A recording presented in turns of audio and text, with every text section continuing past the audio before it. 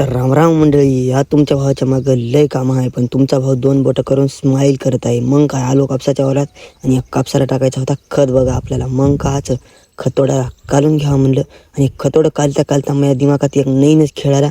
मी त्या कॅमेऱ्यावर धड खतोडं मारायला लागलो बघा.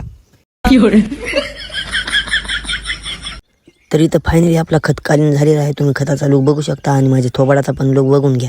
लय नाराज झाले ओ लेकरू, काय सांगा, उन्हा लागायला काय सांगा. मग काय तासात डायरेक्ट मारून मी खताची बकेट भरून घेतली आणि कापसाच्या झाडाला वरण भात चपाती बुंदी म्हणत टाकायला सुरुवात केली. हे तर नको तर कोणीच म्हणेना, मग मी धडाधड टाकायला सुरुवात केली.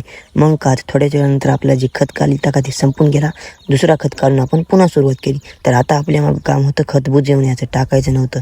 मग काय तुमच्या भावाने डायरेक्ट गाणी म्हणत बुजवायला सुरुवात केली.